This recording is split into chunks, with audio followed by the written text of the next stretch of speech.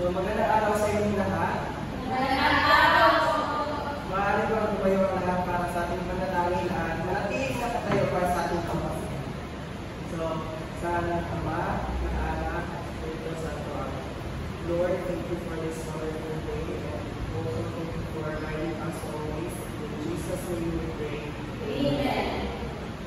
At ngayon, taarap sa ating pamasigla.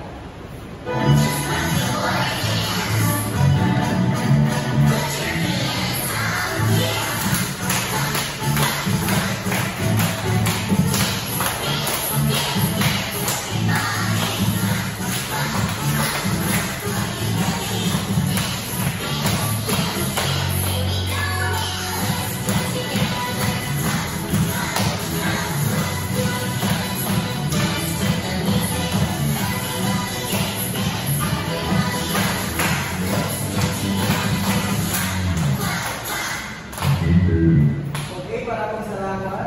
Bago kayo po, pakiayos ang mga salita at pakibulong ng mga nakakalat na baso. So, at ngayon, magtatala ako ng iban. So, say present if your name is called. So, magaling walang lumiban sa ating klase ngayong araw.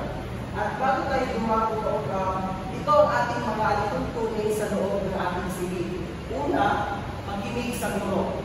Kapag ang guro ay nagsasalita sa harap, dapat kayo ay makinig. Pangalawa, sumunod sa mga panunto. Pangatlo, irespeto ang mga kaklase. Pang-apat, itaas ang kamay kung mayroong sasabihin. At panglima, magiging magpait at totoo sa lahat ng bagay. So, bago tayo gumako, ano nga ulit ang tinalakay natin noong nakaraang araw? Yes, Rachel. Ang tinakay natin ng nakaraang araw ay patungkol sa etiko at pagtutupad. Okay, ang tinalakay natin noong nakaraang araw ay tungkol sa etiko at awili-bayan. So, ito ang layunin natin sa aralin na ito. Maaari niyo bang basahin? Pagkatapos ng talakayan, ang mga mag-aaral ay naasahan ang makapagsusuri ng mga bukto. So, bago tayo gumako sa ating bagong tatalakayin ngayon, ay magkakaroon muna tayo ng gawain. Handa na ba ang lahat? Oo! Okay, ang ating gawain ay pinapangalanan Bulungan Express. So, ito ang mga panuto. So, hahatiin ang klase sa dalawang grupo. Ang bawat grupo ay uupo ng kasunod na may layo. Ibibigay ng guro ang pahayag sa unang miyembro ng bawat grupo. At ibubulong ng mga unang miyembro ang pahayag na kanyang matanggap sa kasunod ng miyembro hanggang sa makarating ito sa huling miyembro. Habang ibinubulong, ang pahayag ay ipapakita sa telebisyon ang mga posibleng sagot. Kapag ang pahayag ay nakarating na sa huling estudyante, pipili siya ng tamang sagot mula sa option na ipinapakita sa telebisyon. And then, pagkatapos pumili ng sagot, kailangan ipaliwanag ng huling membro kung bakit iyon ang tamang sagot na konektado sa ibinubulong ng pahayag. Ang unang miyembro na makakarating sa harap ay siya bibigyan ng pagkakataon na mga sagot. Kapag tama ang sagot, makakuha ng puntos ang grupo. So, this will be the group 1 and this will be the group 2. So, handa na ba kayo sa ating activity? Yes! Okay, simulan na natin. Okay, maraming salamat sa inyong partisipasyon. So, base sa ating aktibidad, narito ang aking mga katanungan.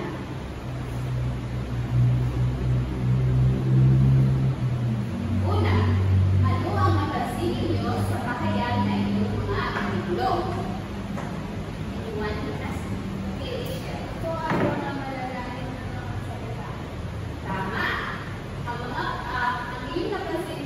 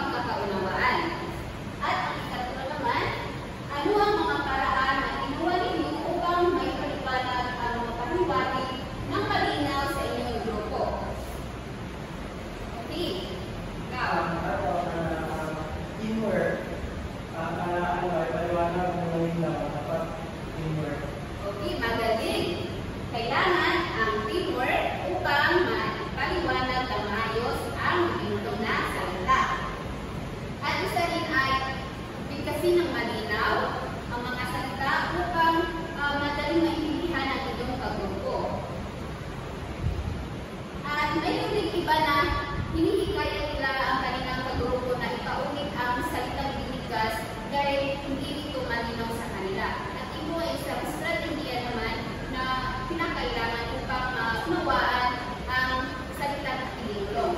At ang panghuli naman ay bakit mahalaga ang pag-iisip ng malalim upang mahanap ang kahulugan ng mga pahayag na ibigay. Anyone in the class? Okay, Rachel.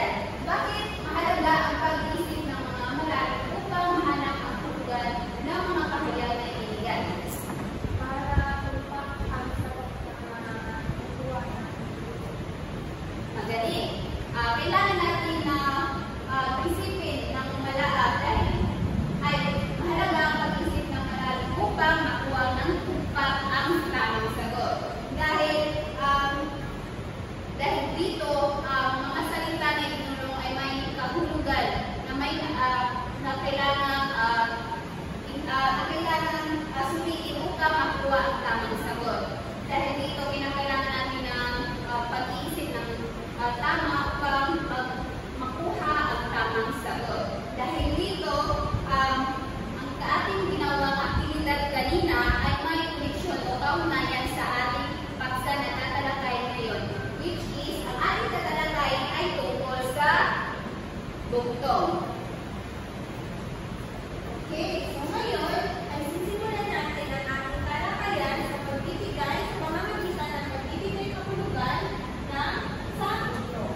Okay? So sinasabi na ang bugtong o sa Ingles ay riddles ay isang pangungusap o tanong na may doble o nakatagong kahulugan na nilulutas bilang isang palaisipan. Okay?